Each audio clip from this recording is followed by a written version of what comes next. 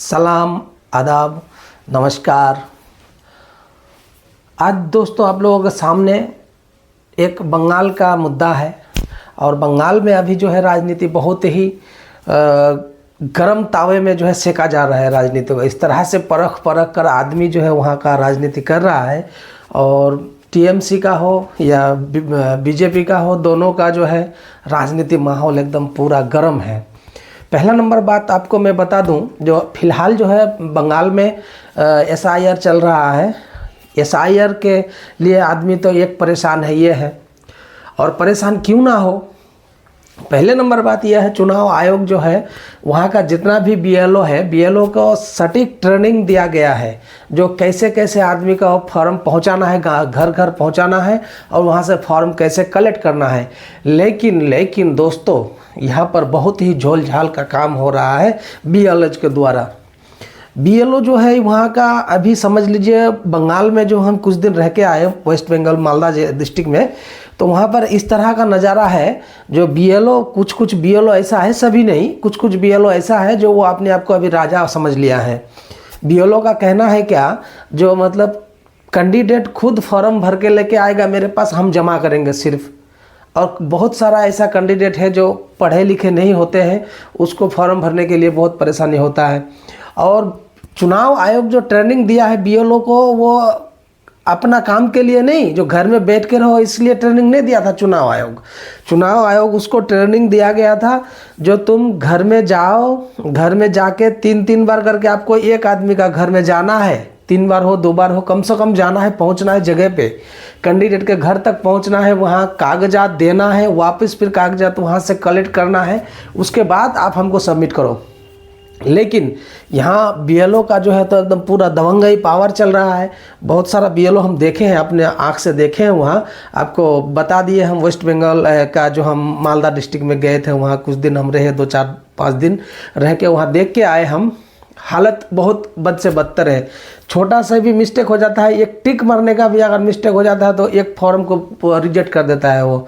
और बीएलओ जो है उसका घर घर तक नहीं पहुँचता है, वोटर का घर घर तक पहुंच के उसको कागजात नहीं दे रहा है, समझाता नहीं है कैसे क्या करना है, नहीं करना है। अब रहा सवाल नंबर 2, हम लोग बिहार में पहले जो है तो एसआईआर हुआ, हम लोग बाखूबी से उसको किए, सब एकदम त्योहार की तरह समझ लीजिए। परेशानी तो हुआ था, बहुत परेशानी हुआ था बिहारियों को, हम बिहारियों को बहुत परेशानी हुआ था। फिर भी काम करना है, जो एसआईआर चुनाव आयोग लगाया है तो उसको तो करना ही है, निपटाना है। तो हम लोग जो है मिल के सब काम किए और अच्छा से हम लोग काम करके निकल गए वहाँ से।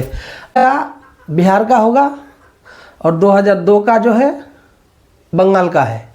तो हम लोगों का 2003 का जो वोटर लिस्ट उन लोगों को भेजते हैं, सपोज काहे भेजते हैं, जो बहुत सारा लड़की जो है हम लोगों का बिहार से वो लोग शादी करके ले गया है बंगाल में, और वहाँ जो आज बंगाल में रह रहा है, अभी बंगाल में एसआईआर चालू है, तो उसी एसआईआर में काम लगता है 2003 का जो है वोटर लिस्ट। अब रहा सवाल, वोटर लिस्ट 2003 का जो है हम लोग डाउनलोड करके रखे हैं, हम लोग मुहैया कराते हैं, सबको देते हैं। और देने के बाद जो है अब बंगाल में जब भेजते हैं हम लोग 2003 का जो वोटर लिस्ट, तो वहाँ का बीएलओ, इतना मूर्ख बीएलओ सब है उधर का। 2003 का डाटा जो ये डेटा जो हम लोग निकाल के देते हैं इलेक्शन कमिश्नर के वेबसाइट से, तो उसको भी वो लोग मान्यता नहीं देना चाहता है, बोलता है ये इसमें 2003 लिखा हुआ है ही नहीं कहीं। और हमारे बिहार में बहुत सारा ऐसा बूथ है, बहुत सारा विधानसभा है, जो उस विधानसभा में बहुत सारे जगह में लिस्ट का पीडीएफ जो डाउनलोड होता है 2003 का, उस लिस्ट में ऊपर का जो है फ्रंट पेज में 2003 का कहीं लिखा हुआ नहीं है। तो अब 2003 नहीं लिखा होने के वजह से जो है वहाँ से फॉर्म को जो है रिजेक्ट कर देता है। और उस फॉर्म में 2003 वाला जो वोटर लिस्ट है हम लोगों का बिहार का, इसमें तो बहुत जगह में हर चीज़ लिखा हुआ रहता है, पार्ट नंबर, बूथ संख्या, क्रमांक नंबर, सीरियल नंबर, सारांश नंबर और आपका इपिक नंबर, जितना सारा है टोटल लिखा हुआ रहता है। लेकिन वहाँ का एक बीएलओ ऐसा है, महामूर्ख है, जो मतलब वो पढ़ेगा भी नहीं, जो ऊपर क्या लिखा हुआ है वो पढ़ेगा नहीं, ऐसे बोल देगा ये चलेगा नहीं, वो चलेगा नहीं। वो कितना बेवकूफ़ है, वो इलेक्शन डाटा में देख नहीं पाता है, जो 2003 का कैसा लिस्ट था वो नहीं दिखता है, चुनाव आयोग नहीं दिखाता है। इतना माथा पच्ची करके क्या फ़ायदा, आदमी को हैरेसमेंट करके क्या फ़ायदा। बताइए। और यहाँ पब्लिक को ना परेशानी होता है, बीएलओ को क्या जाता है, बीएलओ तो अपना सोचता है क्या जो हम लोग मस्त है, राजा है, अभी हमारे पास लेके आएगा तब हम लोग जाके काम करेंगे, नहीं तो नहीं करेंगे। यहाँ परेशानी तो आम पब्लिक का हो जाता है ना। बीएलओ का इस तरह का रवैया होना नहीं चाहिए। दूसरे नंबर बात, ये तो रहा एसआईआर वाला बात। अभी एक और गर्म मुद्दा है बंगाल में, वो ये है टीएमसी का ये इन्होंने ठान लिया है बाबरी मस्जिद का शिलान्यास 6 दिसंबर को हम लोग करके रहेंगे। अभी इस मुद्दे पे बहुत गर्मा गर्मी राजनीति चल रहा है।